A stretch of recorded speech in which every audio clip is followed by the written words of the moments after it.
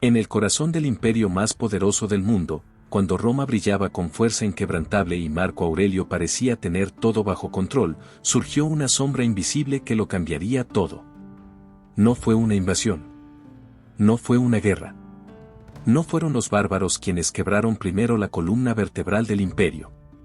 Fue algo más pequeño, más silencioso y más letal. Entre los años 165 y 180 después de Cristo, una plaga recorrió las ciudades, los campos, los caminos del imperio. No distinguía entre soldados ni emperadores, entre esclavos ni senadores. En solo unos años, desaparecieron entre 5 y 10 millones de personas. Las legiones romanas se desmoronaron. Las ciudades se vaciaron. Los templos se llenaron de súplicas. Y el emperador filósofo, Marco Aurelio, escribió entre lágrimas: todo lo que amamos está condenado a perderse. Esta es la historia de una pandemia olvidada por muchos, pero que marcó el comienzo del fin de Roma. Quédate, porque estás a punto de descubrir cómo una simple enfermedad debilitó al mayor imperio de la historia. Imagina un imperio en la cúspide de su poder. Las legiones vuelven triunfantes desde el oriente, sus estandartes ondean al viento, pero no traen solo gloria, traen muerte. La peste antonina, conocida también como la plaga de Galeno, no fue simplemente una enfermedad, fue un vendaval oscuro que rompió el corazón del imperio romano. Su nombre viene de la dinastía de los emperadores antoninos, pero su origen se pierde entre los gritos de agonía y las oraciones sin respuesta. Los síntomas eran brutales: fiebre ardiente, diarrea incontrolable, garganta inflamada, y al 9º día, la piel explotaba en pústulas. Quienes sobrevivían, quedaban marcados de por vida. Quienes no, se convertían en cifras, cenizas, silencio. El propio emperador Lucio Vero cayó enfermo, tal vez víctima de este azote. Y mientras Marco Aurelio, el emperador filósofo, escribía reflexiones sobre la fugacidad de la vida, Roma comenzaba a olvidar cómo era la vida sin muerte en las calles. Los médicos estaban perdidos. Nadie sabía cómo contener la plaga. Ni el oro, ni la espada, ni los dioses del panteón pudieron detenerla. Solo un hombre se atrevió a enfrentarse a lo inexplicable. Galeno, el médico más influyente de la antigüedad, describió la peste, la combatió como pudo, y sin saberlo, dejó un legado que sobreviviría 1000 años. Pero para millones de romanos, nada de eso importó. Lo único que conocieron fue la incertidumbre. Y el olor de la muerte en cada esquina. ¿Cuánto dolor puede medir una cifra? Según los cálculos más conservadores, la peste antonina mató al 10% de la población del Imperio Romano. Eso equivale a 7.5 millones de personas. Pero hay estimaciones que hablan de 1/3 de los habitantes del imperio borrados del mapa. Hombres, mujeres, niños, soldados, filósofos, comerciantes, esclavos. Imagina que en la Roma del siglo II vivían unos 75 millones de personas. Es como si hoy desaparecieran casi 800 millones de seres humanos en pocos años. La escala es apocalíptica. Las ciudades fueron las más golpeadas. El hacinamiento, la pobreza, las aguas estancadas y las cloacas abiertas hicieron de ellas un infierno incubador. El ejército, antes invencible, cayó de rodillas. En algunos campamentos, el 15% de los soldados pereció. En cambio, el campo, más aislado, sufrió menos, pero tampoco fue inmune. Las cifras son frías, pero detrás de cada número había una historia interrumpida. Un niño sin padre. Una madre sin hijos. Un anciano que murió solo porque no quedaba nadie para enterrarlo. Las tumbas improvisadas se multiplicaban. Los templos se llenaban de rezos que el viento se llevaba sin respuesta. Y mientras tanto, la natalidad se desplomaba. La esperanza de vida cayó a 20 años. En algunas ciudades, la tasa de mortalidad superó a la de nacimientos, y el imperio tuvo que sostener su población mediante la esclavitud y la inmigración forzada. La peste no solo mató cuerpos. Empezó a erosionar la estructura misma del imperio. En silencio, sin ejércitos, sin guerras, sin catapultas. Solo con fiebre, heridas y pústulas. Aquel imperio orgulloso y expansivo empezó a encogerse lentamente. A volverse más frágil. Menos eterno. Roma era el epicentro del mundo antiguo. Un emporio de arquitectura, poder y sofisticación. Pero también era, irónicamente, un caldo de cultivo perfecto para la muerte. Sus ciudades, especialmente la capital, estaban sobrepobladas, sucias y mal ventiladas. En el corazón del imperio, más de 1 millón de personas vivían hacinadas, compartiendo cuartos diminutos, agua contaminada y aire viciado. Las epidemias no eran ajenas a la antigüedad.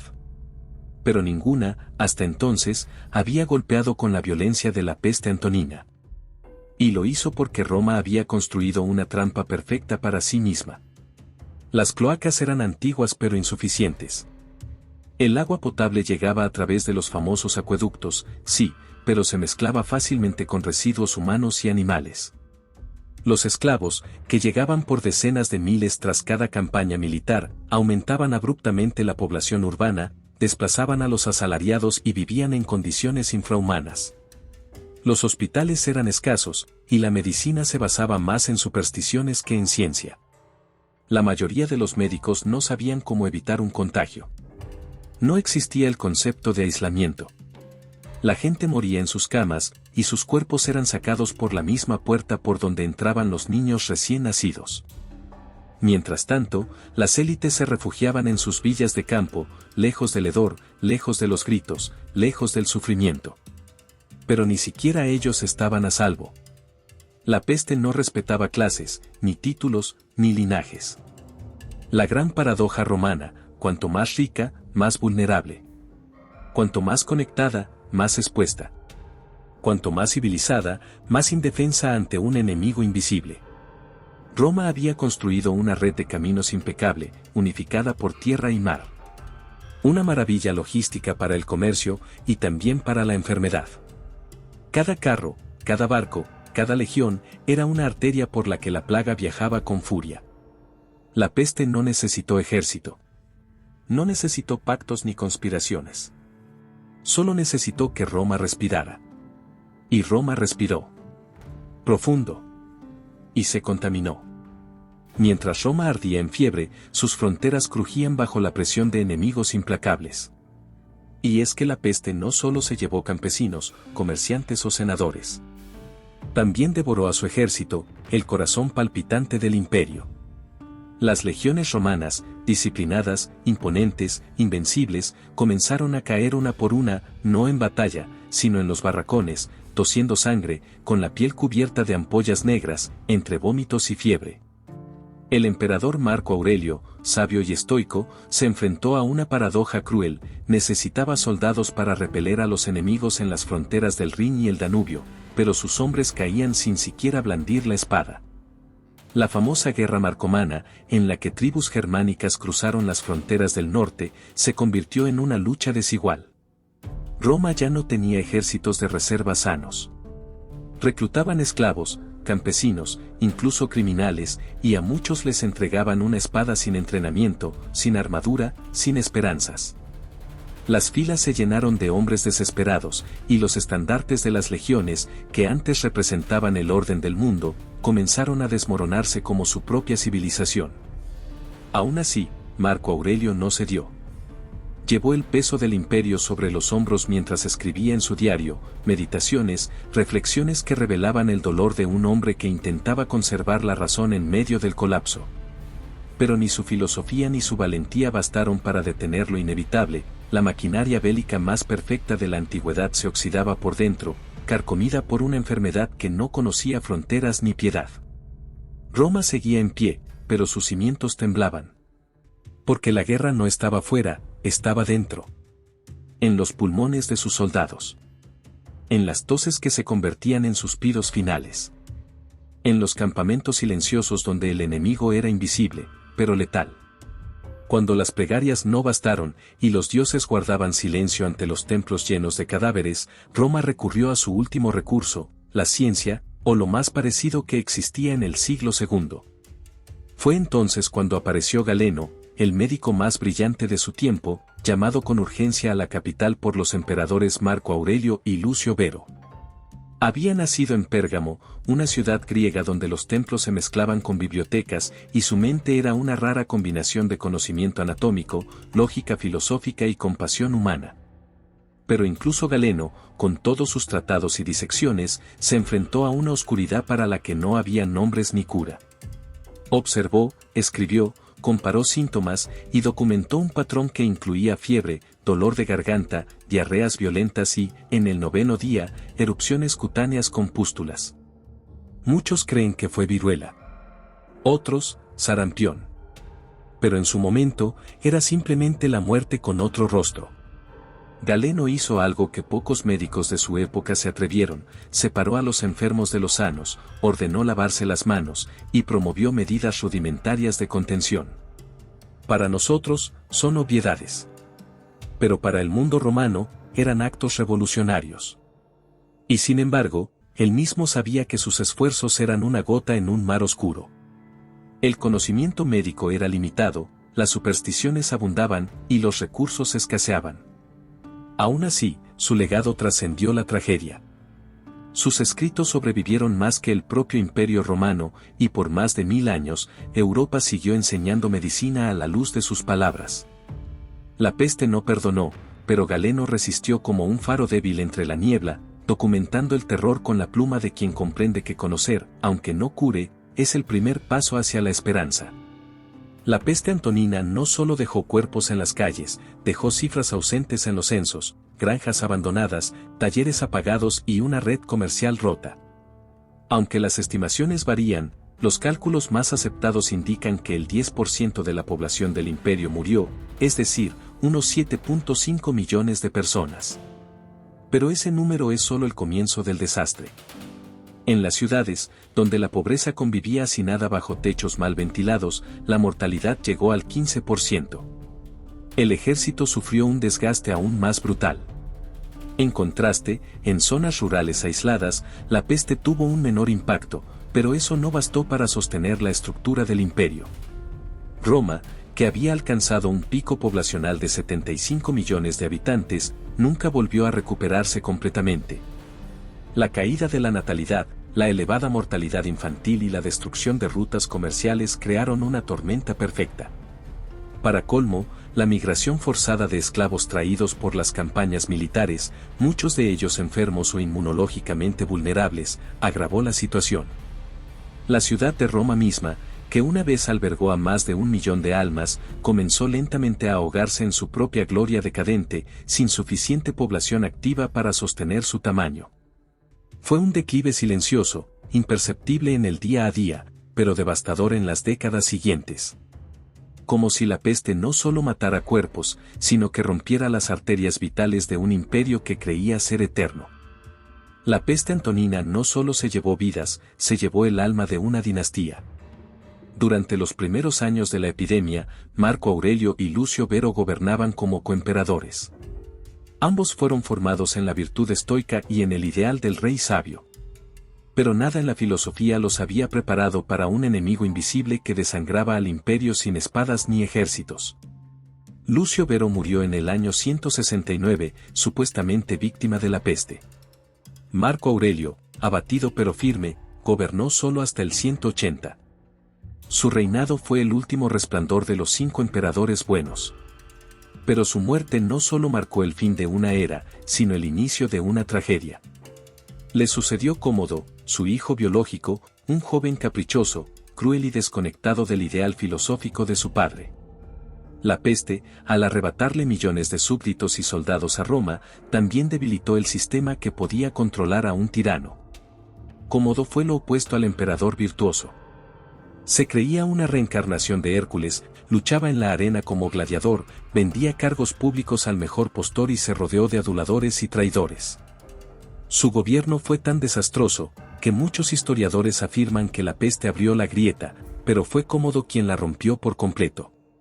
Cuando fue asesinado en el año 192, terminó la dinastía antonina.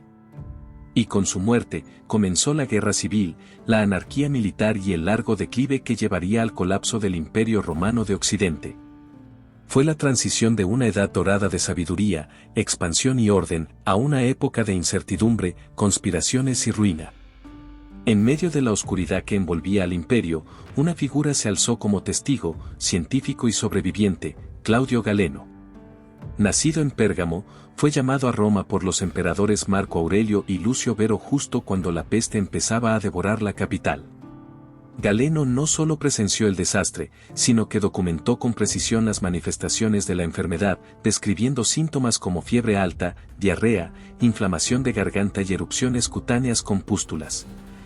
Su obra médica, escrita durante y después de la epidemia, es uno de los pilares más importantes de la medicina antigua. Aunque su conocimiento era limitado por los estándares modernos, Galeno fue el primero en separar a los enfermos de los sanos y en recomendar lavarse las manos. Siglos antes de que existiera el concepto de contagio bacteriano. Para muchos historiadores, Galeno fue el primer médico de la historia que enfrentó una pandemia masiva con un enfoque sistemático. Su legado trascendió siglos. Sus libros fueron estudiados durante más de 1000 años en Europa y el mundo islámico. Pero también fue testigo de algo más, de cómo la ciencia chocaba con las supersticiones de una civilización en crisis. Mientras Galeno analizaba síntomas, muchos en Roma seguían creyendo que la peste era un castigo de los dioses. Así, entre cadáveres, rezos y tratados médicos, Galeno se convirtió en un símbolo del conocimiento enfrentando la muerte, en una era donde la razón y la fe temblaban al mismo tiempo. El ejército romano, orgullo de la civilización más poderosa del mundo antiguo, se tambaleó frente a un enemigo invisible. La peste antonina no distinguió entre campesinos y centuriones. Las legiones que regresaban del oriente llevaban consigo más que gloria, llevaban muerte. Cuando el emperador Lucio Vero falleció en 169, muchos sospecharon de envenenamiento, pero los síntomas eran los mismos que afectaban a sus soldados: fiebre, erupciones y descomposición acelerada. Marco Aurelio, devastado por la pérdida, se vio forzado a tomar decisiones impensables. Reclutó esclavos, gladiadores y criminales para reconstituir las legiones diezmadas. La peste había vaciado los campamentos. Algunos historiadores afirman que la pérdida fue tan grave que el ejército romano estuvo al borde de la extinción sin necesidad de una sola batalla. Justo en medio de esta debacle sanitaria, comenzaron las guerras marcomanas. Una coalición de tribus germánicas aprovechó la debilidad imperial para atacar las fronteras del Danubio. Marco Aurelio, filósofo y guerrero, tuvo que aplazar la respuesta por 3 años. No había suficientes hombres. No había fuerza. Cuando finalmente contraatacó, el emperador no solo luchaba contra bárbaros, luchaba contra el eco de la peste, contra la fragilidad de un imperio que se creía inmortal. Muchos soldados, contaminados, llevaron la enfermedad incluso a las tribus enemigas, extendiendo la tragedia más allá de las fronteras. Así, la gloria de Roma se oxidó al compás de una guerra que ya no podía librar como antes. Y aunque Marco Aurelio murió en campaña en el año 180, su legado quedó marcado por un imperio que ya no era el mismo. El acero había cedido ante el virus. La peste antonina no solo mató personas, también mató rutas. Las arterias comerciales del mundo romano comenzaron a coagularse.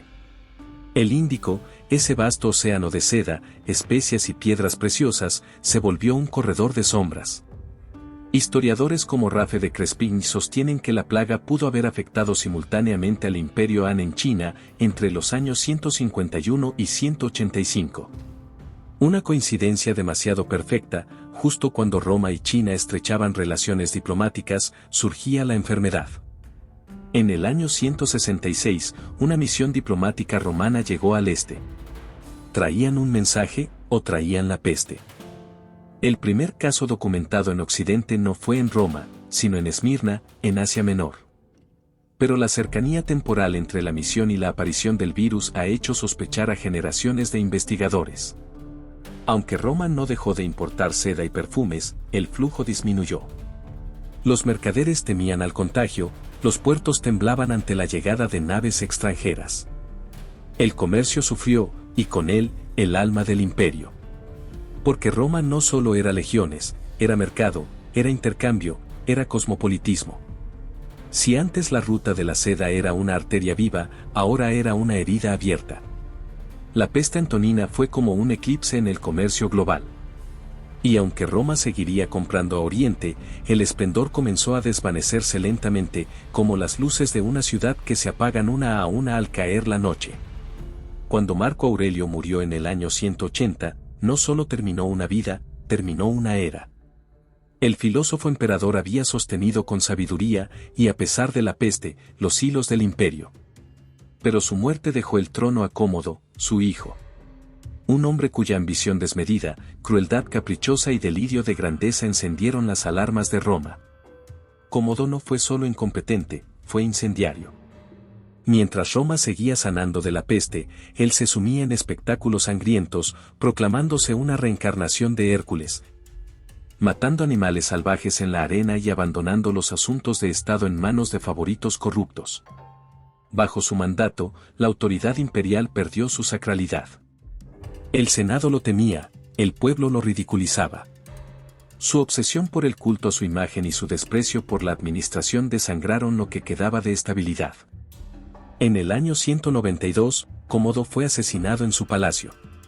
Murió estrangulado, como si el imperio mismo lo rechazara. Con su muerte, se extinguió la dinastía antonina, aquella que había dado a Roma 5 buenos emperadores. Lo que siguió fue una guerra civil, una danza de generales, un caos sangriento que abriría paso a siglos de fragmentación. La peste antonina, Cómodo, y la posterior inestabilidad no fueron hechos aislados, fueron las piezas de dominó que comenzaron a caer una tras otra, anticipando lo que los historiadores llamarían el lento colapso del mundo romano. Roma, aún de pie, había comenzado a vaciarse por dentro. En medio del caos, del miedo y de la muerte, una figura solitaria escribió entre cadáveres y lamentos. Galeno, el médico más célebre del mundo romano, fue llamado desde Pérgamo a la capital cuando la peste se desató. Corría el año 168 y el imperio necesitaba más que soldados, necesitaba conocimiento. Galeno no era un simple sanador, era un pensador, anatomista, observador incansable. Ante la peste, no huyó. Se quedó. Observó. Registró síntomas. Fiebre, diarrea, faringitis y en el 9º día, pústulas. Esas descripciones, siglos más tarde, harían pensar a los epidemiólogos modernos que se trataba de viruela. Pero Galeno no podía saberlo. No existían bacterias ni virus en su vocabulario. Solo dioses, humores y coraje. Lo extraordinario fue que, sin entender los patógenos, Galeno aplicó medidas que salvarían millones siglos después: aislamiento de infectados, higiene, lavado de manos. Ideas simples, pero revolucionarias para su tiempo. Un acto de sabiduría frente a la ignorancia. Sus tratados, como el método de tratamiento, fueron el faro de la medicina occidental por más de 1000 años. Con razón su nombre se volvió sinónimo de médico. Galeno no salvó al imperio, pero dejó algo más duradero: el primer intento sistemático de comprender una plaga con herramientas racionales. En un mundo atribulado por dioses airados y augurios siniestros, Galeno fue la voz de la razón entre ecos de muerte. La peste antonina no solo infectó cuerpos, también corrompió la estructura misma de un imperio que ya empezaba a tambalearse. Las legiones, debilitadas por las bajas, regresaban a casa con soldados famélicos, asustados y menos capaces de defender las fronteras. Las provincias, desprotegidas, comenzaron a sufrir incursiones bárbaras. Pero no fue solo la espada del enemigo la que hizo temblar Roma. Fue el silencio en los foros, la escasez en los mercados, la falta de brazos en el campo, y los gritos de los moribundos en los callejones que antes rebosaban vida. El imperio, acostumbrado a conquistar con hierro, no supo enfrentar un enemigo sin rostro. El miedo se convirtió en un virus aún más contagioso. Cada familia que perdía a un hijo, a un padre, a una madre, se alejaba un poco más de la promesa imperial. La idea de Roma como centro eterno del mundo se resquebrajó. Y en su lugar, se abrió una grieta. Una grieta por donde se filtraron la desesperanza, la superstición y el deseo de una nueva era. Muchos historiadores señalan a la peste antonina como el principio del fin. No con una gran batalla, sino con un susurro de muerte que se deslizó entre columnas y templos. Marco Aurelio murió exhausto, devastado no solo por la enfermedad, sino por el peso de un imperio que se le escurría entre los dedos. A su hijo, Cómodo, le tocaría reinar sobre un cadáver aún tibio. Su gobierno sería símbolo de decadencia, derroche y locura, pero quizás lo único que hizo fue heredar un legado ya condenado. Roma, la eterna, ya no era invencible. La peste no solo mató personas, mató certezas. Y cuando se mueren las certezas, los imperios caen. Así comenzó a gestarse un nuevo mundo. Uno donde la fe reemplazó a los dioses antiguos, donde los reinos fragmentados buscaron sentido en la oscuridad. El virus no fue solo biológico, fue civilizatorio. Y aunque Roma tardaría siglos en caer por completo, la peste antonina fue su primera grieta irreversible. Una grieta abierta por la mano invisible de la muerte.